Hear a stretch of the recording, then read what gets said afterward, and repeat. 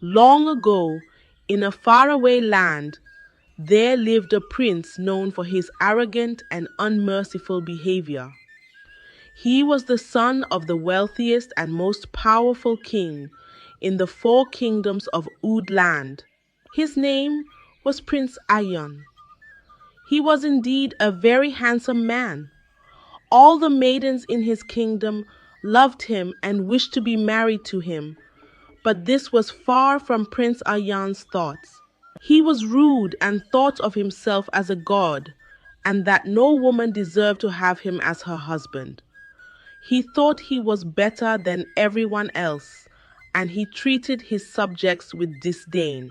Prince Ayan had two sisters, Zara and Leela, who were both beautiful and treated like the princesses they were. Prince Ayan was the only son of his parents, which made him the heir to the Oud throne. He was so loved by his parents that they gave him everything he wanted and spoiled him with many treasures and servants. His wealth and riches made him arrogant to the extent that all his servants disliked him, and they trembled in his presence. Prince Ayan never liked to be touched by strangers, nor did he like speaking with people. He was very rude. Each time he wanted to move around town, he entered his horse, drawn chariot, and traveled with a large convoy of maidens and guards surrounding him.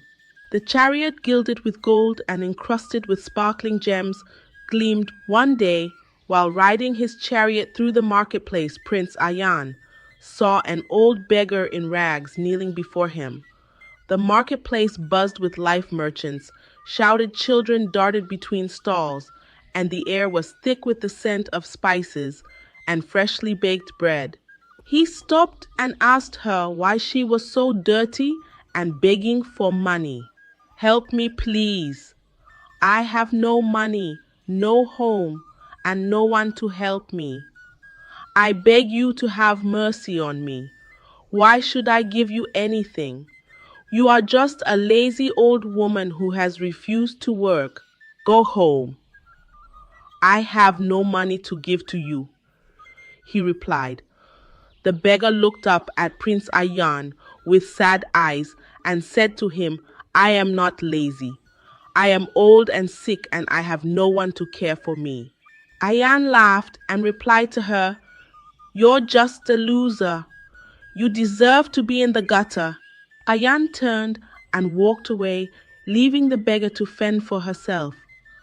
But as he walked, he felt a strange tingling sensation all over his body. He stopped and looked down at his hands. They were covered in thick black fur. Ayan panicked. He ran back to the beggar, fell on his knees, and said to her, "What have you done to me?" "Who are you, a ghost?" The beggar smiled and replied to him, "I have cast a spell on you. From now on you will walk around as a human during the day, but at night you will transform into a beast. Every full moon you will wander the forest like a beast and eat grass and plants." Ayan was terrified. He begged the beggar to lift the curse, but the beggar refused.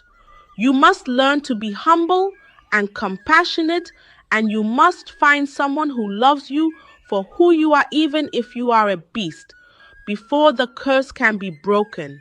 "And that will not be easy," she said. Ayan returned to the palace and tried to keep his transformation a secret.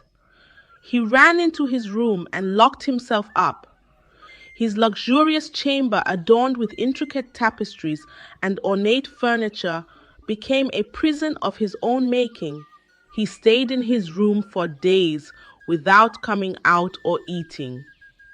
His sister Leela tried to talk to him, but he never allowed anyone to come into his room. After 2 weeks, toward the end of the month, it was going to be a full moon, and it was time for him to wander the bush and eat grass. As the night approached, he left the palace in time as a human and went into the bush, waiting to transform into a beast, but unknown to him, one of his sisters, Layla, followed him secretly into the bush. Leela had been bothered about her brother's strange behavior and decided to follow him to find out the secret behind his strange attitude. When Prince Ayan arrived inside the forest, he sat under a tree, his heart pounding in his chest as he waited for darkness to fall. The forest was eerily quiet with shadows dancing under the pale light of the moon. He knew that once darkness fell, he would transform into a hideous beast with sharp teeth and claws. At exactly midnight, he transformed and began to eat grass. Leela was so terrified by what she saw that she fainted in the bush. In the morning, when Leela regained her consciousness, she ran back to the palace and whispered to her sister, "Ayan is a half-beast, half-human creature who transforms at night." But her sister didn't believe her. Instead, she burst out laughing, and Layla, hurt and humiliated, told her sister that she should come around midnight to see Ayan transform into a beast. They agreed. At around midnight, Leela and Zara crept closer to Ayan's room, their hearts pounding in their chests. They peeped through a hole in the door and saw Ayan standing in the middle of the room. His body began to convulse and his nostrils swelled. Within seconds, he had transformed into a huge beast with sharp teeth and claws. Leela and Zara screamed and ran back to their rooms as fast as their legs could carry them, their terror echoing in their ears. In the morning, Leela and Zara told their mother and father the news, but they didn't believe them because they loved their son so much. Leela decided to set up a plan. She told her parents to hang around the palace at night behind her room. When he was about to leave, they should capture him and lock him in a cage so they could see if he would transform at midnight. That night it was the last day of the month and a full moon. It was time for Prince Ayan to leave the palace to eat grass, but as he was about to leave, his parents and siblings ambushed him and locked him in a sturdy cage. The cage, built of iron bars and reinforced with locks, was placed in the courtyard surrounded by torchlight that cast long shadows. He struggled to leave, but it was no use. They gathered around the cage, faces twisted in fear and anticipation. Once it was midnight, Ayan's body began to convulse and his muscles swelled. Within seconds, he had transformed into a huge beast with sharp teeth and claws. The king and queen were horrified. The mother could not stop weeping because her son had turned into a beast. They decided to seek help. They invited different physicians, magicians, and even the chief priests to save their son from the evil curse, but no one was able to save the prince or lift the curse from him. It was said that the only way the curse would be lifted was to seek help from the person who had placed the curse. Prince Ayan was helpless and devastated. All his servants ran away from him because they were scared he would transform and devour them. Word traveled far and wide across town, and Prince Ayan was regarded as a beast in the entire kingdom. He stopped moving out or interacting with people. As time went by, he became worse and got more violent. Each time he transformed, he would scatter the palace and even try to kill someone. As a result of this ugly situation, Prince Ayan was captured, taken away, and locked in a far tower far away from the palace into the forest, where he would not be able to kill or eat anyone when he transformed. He was left alone inside the tower with no one to talk to. He was banished from his land. After a few weeks in the tower, the full moon came, and it was time for the prince to eat grass. That night, he tried to come down from the tower, but it was too high. He looked down and saw how high it was, so he decided to stay back. Later that evening, he finally transformed into a beast. He couldn't resist the urge to eat grass any longer, so he jumped from the tower to the ground. He sustained an injury when he jumped. The pain was so unbearable that he passed out. The next morning, a beautiful girl named Zara came to the forest to hunt for food. Zara was an orphan. Her parents died when she was still a child. Zara lived with her auntie, who mistreated her so much, and as a result of her auntie's maltreatment, she ran out of her auntie's house and went to live inside the forest alone. That morning, Zara came out carrying her basket to pick some white fruits to eat as breakfast. She was hunting for her white fruits when she came close to the high tower. The forest was serene with morning dew glistening on the leaves and the air filled with the chirping of birds. She saw Prince Ayan lying down on the ground unconscious. She took pity on him, carried him as much as her little strength could let her, and brought him into her small house inside the forest, and began to treat his injury. When Prince Ayan regained consciousness, he thanked Zara for saving his life. He asked her for food, and she gave him some. After eating, he told her that he had to leave. He didn't want to turn into a beast before Zara's eyes, but Zara refused to let him go. She told him that it was getting dark and that the forest was dangerous. There were many wild animals in the forest, and he would be safer staying with her for the night. Prince Ayan hesitated. He didn't want anyone to see him transform into a beast, but he was so tired and he wanted to stay with Zara. After so much persuasion from Zara, he finally agreed and stayed back. That night, around midnight, he turned into a beast as usual. He thought Zara would be scared of him. He tried to run out of the house, but Zara told him that she wasn't afraid of him. She treated him kindly with respect. The next morning, Prince Ayan woke up and was surprised to find that he had transformed back into a human. He thanked Zara for her hospitality. He was so excited and happy that he had someone who accepted him the way he was without getting scared of him. That morning, they needed firewood to cook, so Prince Ayan went to gather some from the forest. As he was picking firewood, he met an old woman who was struggling to lift a bunch of firewood. He offered to help her and carried the firewood to her hut. When he got to her hut, the woman was so pleased with him, but at the same time she felt pity for him. She said to him, "Because of your humility, I will tell you how to break the curse.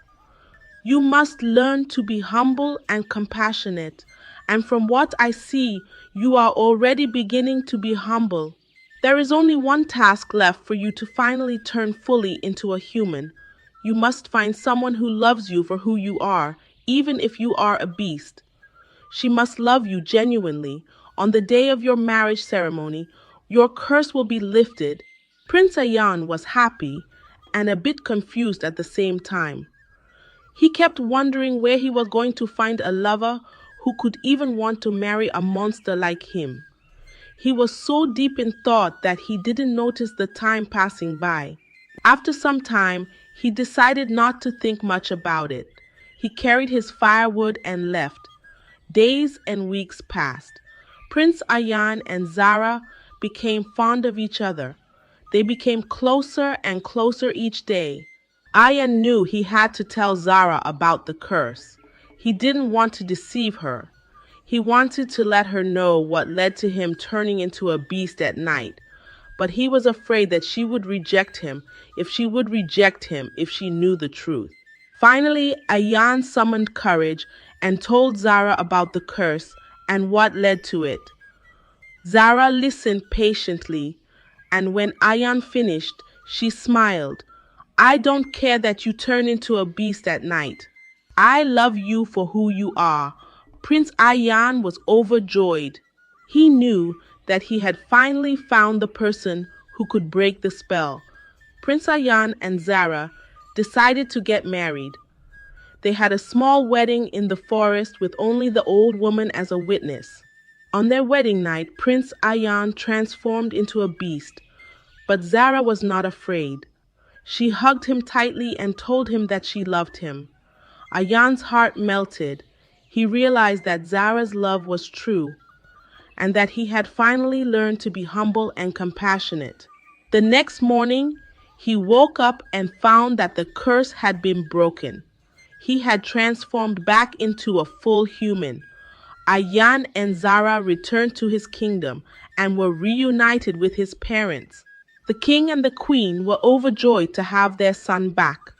Ayan became the new king, and he ruled with wisdom and compassion. He never forgot the lesson he had learned, and he always treated his subjects with respect. He became a very kind and good ruler. This story of Prince Ayan offers a timeless lesson. Arrogance and lack of compassion can lead to downfall, while humility and kindness can transform not only oneself but also the lives of others. Prince Ayan learned that true greatness is not found in wealth or beauty, but in being kind, compassionate, and humble. His transformation reminds us that change is possible when we open our hearts and minds to others and learn from our mistakes. The value of unconditional love is another vital message.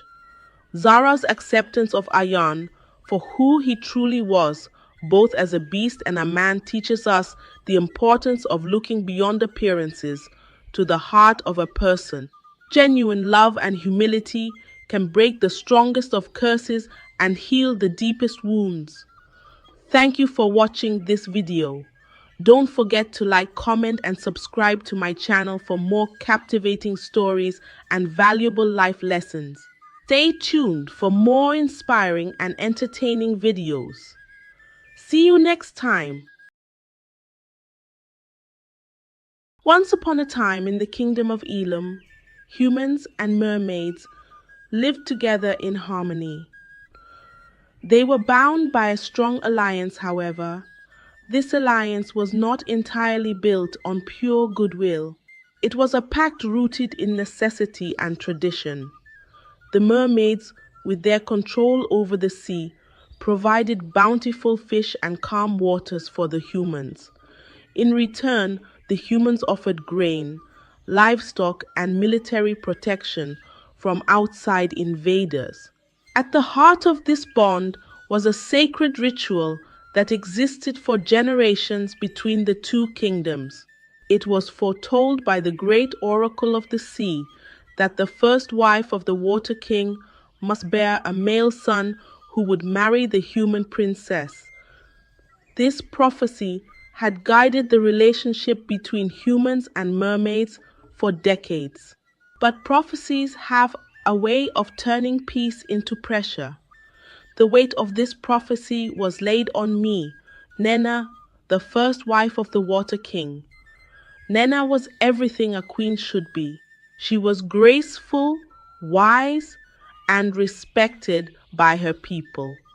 However, beneath her outward charm, Nena carried a burden that was too heavy for her to bear. For several years, she had tried to conceive the prophecy child, but failed. Each year, without a child, not only worsened the relationship between the humans and the mermaids, but the Water King Obiora, who was once devoted to her, began to distance himself due to desperation and frustration. He married several wives in his quest for an heir. Nena watched helplessly as her co-wives bore children. Each new birth reminded her of her own failure. Her co-wives, sensing her vulnerability, gossiped behind her back, calling her all sorts of names. The barren queen, they would shout each time they saw her passing by. One of her co-wives, Amaka, would dance with her little girl, singing songs of mockery each time Nenena approached her house. However, the ridicule didn't stop there. Every evening, as Nenena rose to the shore to seek solace, she encountered human women. These women, with their swollen bellies, mocked her openly. What use is a queen who cannot bear life? They would laugh out loud and even splash water at her. They did not care that she was royalty, that her pain was sacred. To them, Nanana was a failure, a queen who could not protect their future. Come, but you can't give birth, one woman inquired. I have never heard of a barren mermaid before. In fact, it has never happened. Why is yours so different? Is it you who will tear the two kingdoms apart? Will you open your two legs and conceive? Just do the needful and save our kingdom. Despite these harsh words, Nena remained silent and returned to the shore every evening. It was the only place she could cry freely, where the waves muffled her sobs and the stars seemed to listen without judgment. She often whispered to the gods of the sea, begging them to bless her womb, to lift the heavy weight of expectation from her shoulders. But the gods remained silent. Meanwhile, in the human kingdom, Princess Adana prepared for her own role in the prophecy. Adana, unlike many in her kingdom, was a compassionate soul. She had watched the tension between the two kingdoms grow with each passing year and felt the weight of expectations pressing down on her. Though she was betrothed to a future she had no say in, she found herself sympathizing with Nena. She could see the sadness in Nena's eyes during their rare meetings. To Adana, Nenena was more than a barren queen. She was a woman trapped in a web of tradition, just as Adana herself was. I wish they could leave her alone, Adana confided to one of her maids one morning. Don't they see the burdens she already carries? But Adana's voice of reason was drowned by the growing unrest in her kingdom. Without the prophecy child, Adana would remain unmarried for the rest of her life. And without the marriage, the union between the humans and the mermaids would fall apart. As the pressure from both kingdoms became intense, Nena found herself increasingly isolated. The water kingdom no longer felt like home, and the shore only offered her fleeting moments of peace. However, one day, something happened that changed the course of her life for good. One evening, as Nena sat on a rock on the shore, crying as usual, a faint rustling in the bushes caught her attention. She froze and turned toward the direction of the sound. Then a man emerged from the bush, carrying a fishing net over his shoulder. He stopped abruptly when he saw her. "Who is there?" Nena demanded. "It is me. It's just me," the man stammered, lowering his net. "I didn't mean to intrude." The man was Ifenyi, a fisherman known in the village for his quiet nature. He had come to the shore late that night to escape his own sorrow. When he heard her cries, he couldn't stop himself from looking for the source. Nena wanted to go back home immediately, but something in Ifenyi's eyes stopped her. Unlike others who mocked her, his gaze was innocent. "Are you the one who cries here every evening?" Ifenyi asked softly. "Why do you weep?" Nena kept quiet. She was not sure if she could trust Ifenyi, but something about his presence was comforting. Slowly, she spoke. "Because I'm broken, and the world will never let me forget it." Ifenyi lowered himself to the sand and set his net aside. "You are not broken, my dear," he said. "You are just carrying something too heavy for you." That night, Ifenyi spoke words of encouragement to Nena, and for the first time in a long time, she felt truly loved. Over the next few nights, they met again and again. Each time, their conversations grew deeper. Ifenyi told her about his late wife, who had passed away suddenly, leaving him to raise their young daughter Chidinma. He spoke of his struggles, how every day was a fight to provide for his child and keep her safe. Nena listened to him with a soft smile on her face. In turn, she shared her own story of her barrenness, the ridicule she endured, and the unbearable pressure of the prophecy. To her surprise, Ifenyi didn't judge her. He didn't see her as a failed queen or a mermaid bound by duty. To him, she was simply Nena, a soul as wounded as his own. One evening, Ifenyi brought Chidinma with him. The little girl, who was just 5 years old, stared at Nena with wide, curious eyes. "Are you a water spirit?" she asked shyly. Nena smiled and replied, "Something like that." Then she grabbed Chidinma's tiny hands and pulled her closer. In that moment, something shifted in Nena. As she held Chidinma's hands and looked into her innocent eyes, she felt a flicker of hope. As time went by, Nena's bond with Ifenyi deepened, and they met each day, pouring their hearts out to each other. Nena didn't care that she was married to the Water King. All she wanted was to feel loved, and Ifenyi gave her the peace and attention she craved. One fateful evening, Nena let loose and had an intimate encounter with Ifenyi. She felt truly happy after the encounter.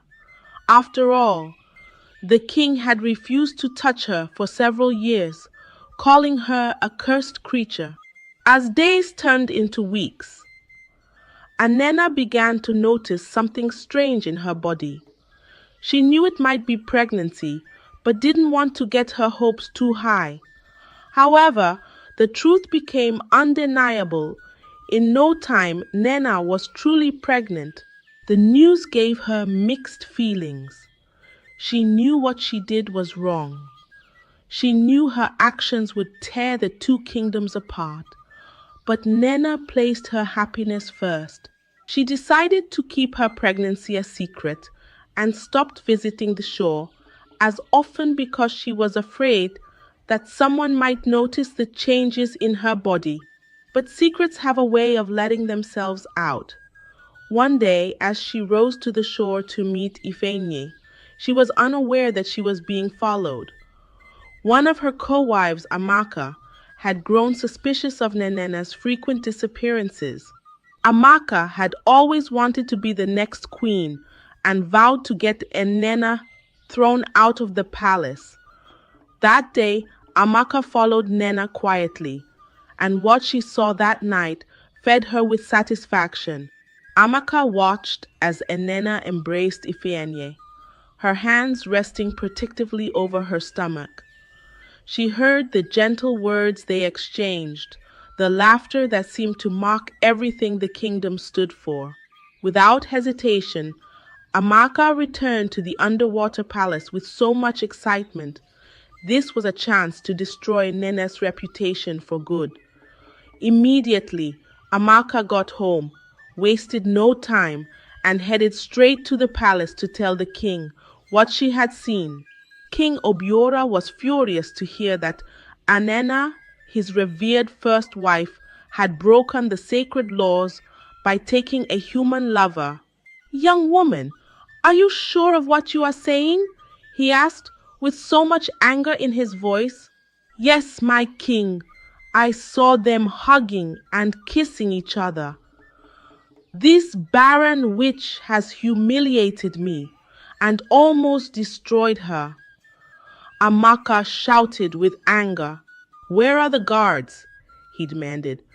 "Go and fetch me that woman." When Nena arrived, she could tell that something was wrong, but she never knew that her little secret was finally out. "My king? You sent for me?" "Shut up, you demon, you cheap, barren woman! Who is your king?" Obiora shouted.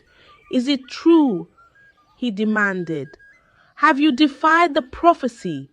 Have you betrayed your kingdom?" Nena stood frozen, shaking with fear. "My king, I have done nothing wrong. For many years you have despised me and refused to touch me because you feel I'm cursed. All I wanted was to be loved and cared for." Before Nena could finish her last statement, a slap landed on her face. "What rubbish are you saying, woman? You wanted to be loved? Have you given me a son?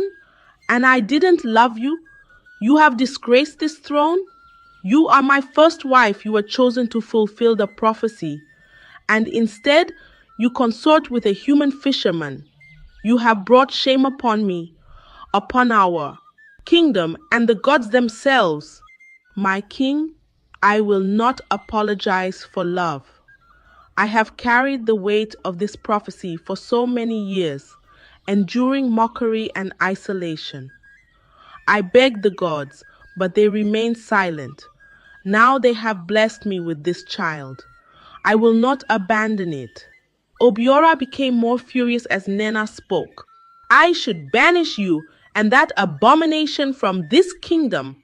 "Do," one of the co-wives shouted. "She is unworthy to remain among us. Let her suffer for her sin.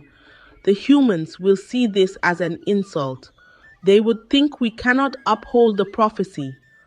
Cast her out before our actions bring ruin to our waters. Cast her out before...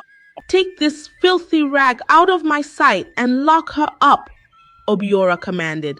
That day, Nena was given 30 strokes of the cane, despite her condition, and she was locked up for 3 days with little food and water. The room was cold and damp, with nothing but silence to keep her company. As the days passed, her body grew weaker, but her resolve grew stronger. Nena knew she had to find a way out, not just for herself, but for her unborn child. The humans, too, were enraged when the news reached their kingdom. The human king, Basi, was storming in anger. To him, Nena's actions were a betrayal of their sacred alliance. He summoned the council and declared the bond between the humans and the mermaids broken. He also swore to punish Ifenyi severely before banishing him from the kingdom. Princess Adana sat quietly on her bamboo bed that night. Her mind raced with thoughts on how to help the situation. She had also questioned the rigid tradition, binding her to a future she did not choose. She couldn't sit and watch Nena being punished for choosing love over tradition. Her heart ached for the queen who had endured so much pain.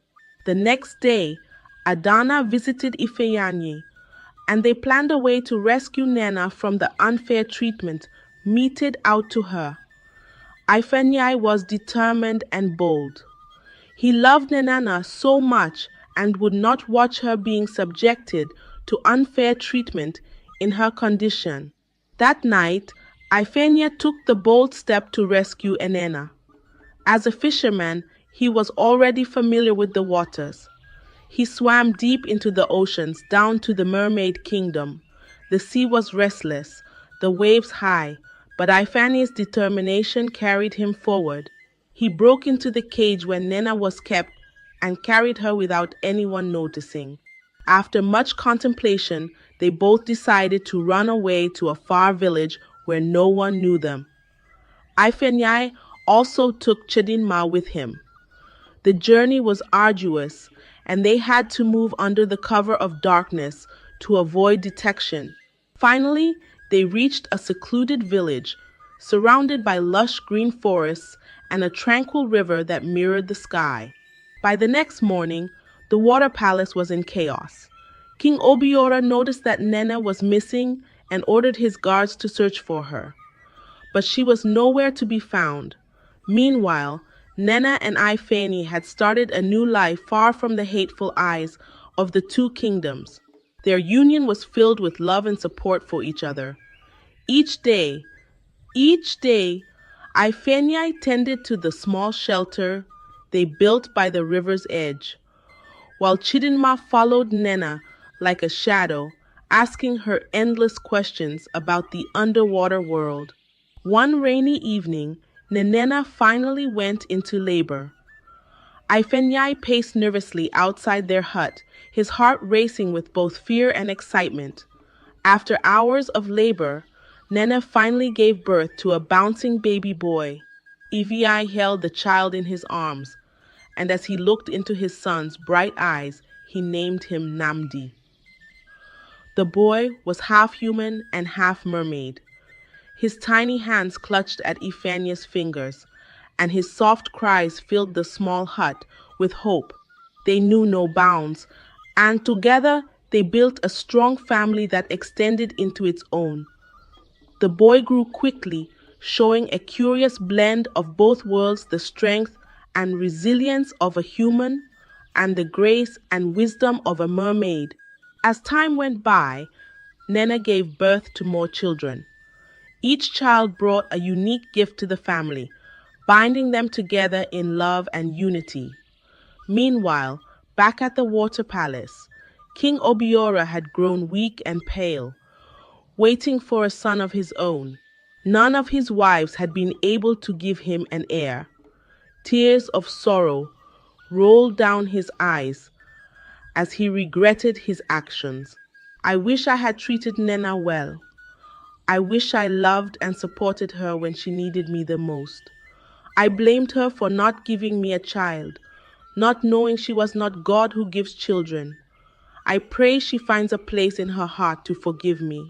King Obiora gave up the ghost before he could complete his last statement, leaving his throne without an heir. The underwater kingdom fell into turmoil as the prophecy remained unfulfilled, and the humans and mermaids drifted further apart.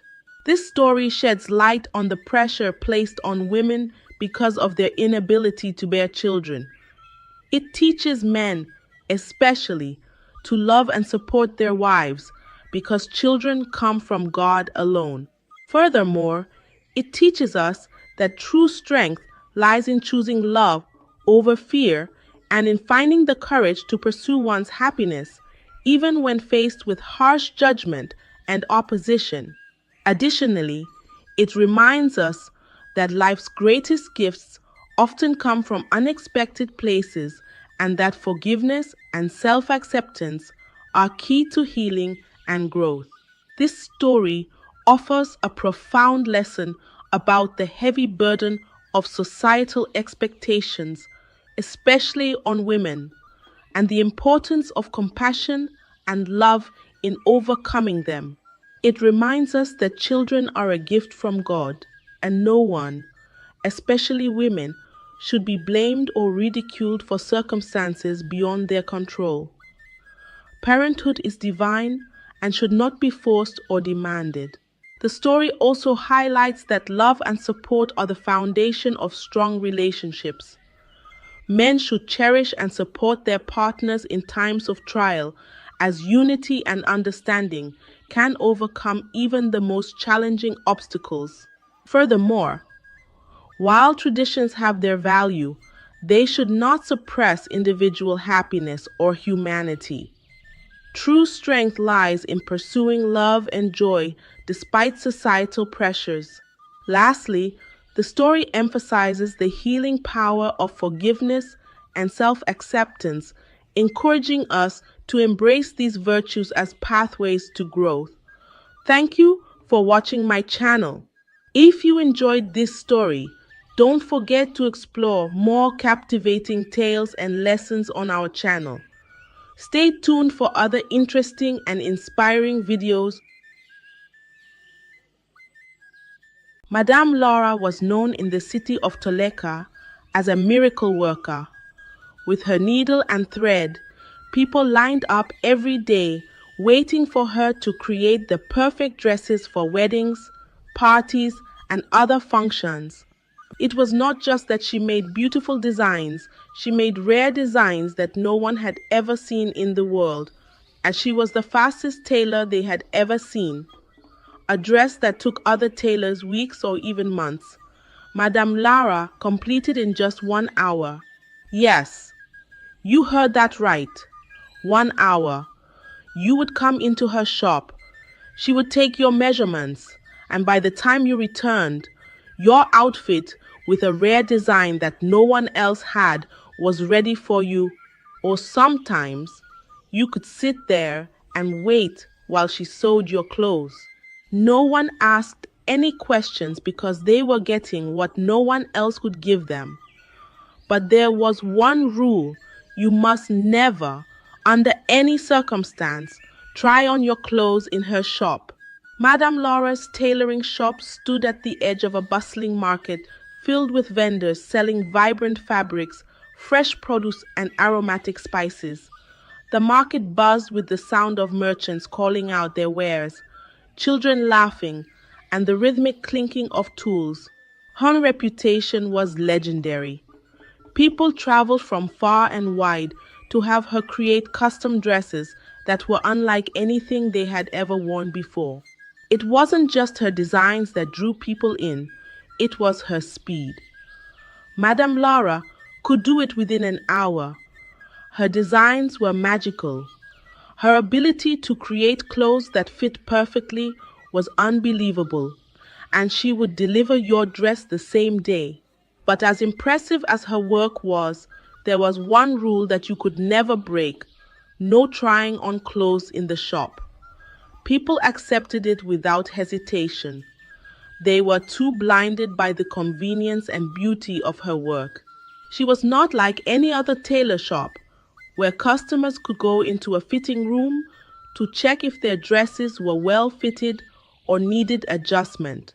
No, Madame Laura took your exact measurements, crafted the cloth with incredible precision, and then handed it to you in a beautifully wrapped package tied with a gold ribbon that shimmered in the sunlight.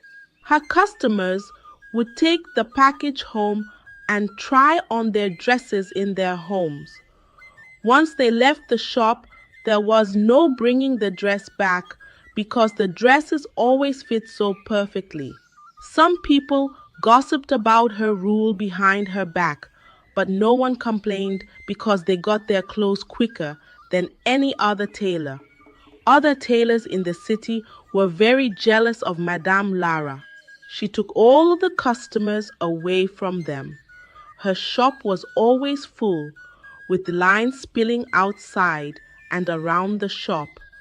Inside the shop, a faint smell of freshly sewn fabric and lavender incense created an almost magical atmosphere. Until one day, it was a bright sunny afternoon when Zara entered Madame Lara's shop accompanied by her two friends, Kira and Elan. Zara was there to pick up a dress she had ordered for her cousin's wedding. She had told her friends about Madame Laura's skills and speed, and they couldn't believe the stories they had heard. Was it really possible for a tailor to make such perfect clothes so quickly? Could Madame Laura really make a dress in an hour? They asked. When they entered the shop, their jaws dropped. The shop was full of the most beautiful clothes they had ever seen. The dresses that were on display shimmered like they were made from silk and diamonds. Beautiful gowns, traditional wrappers, and modern designs adorned the mannequins. The golden light streaming through the windows highlighted the intricate beadwork on some of the dresses. Kira was shocked as she ran her fingers lightly across the delicate embroidery on a dress. Wow! I can't believe it. I have never seen anything like this, Kira said, her eyes wide with wonder. We should get our measurements taken too. I want a dress for my sister's wedding, Sarah whispered back, feeling proud. And just wait until you see how fast she works. Madame Laura was busy measuring a young girl when they walked in, but she quickly looked up and greeted them with a warm smile. She was an older woman with sharp eyes and hands that moved like lightning. Her silver hair was tied back in a neat bun, and her glasses perched delicately on her nose. There was something calm and kind about her face, but something in her eyes seemed to be always watching to make sure everyone obeyed her rule. The shop smelled faintly of lavender and freshly pressed fabric,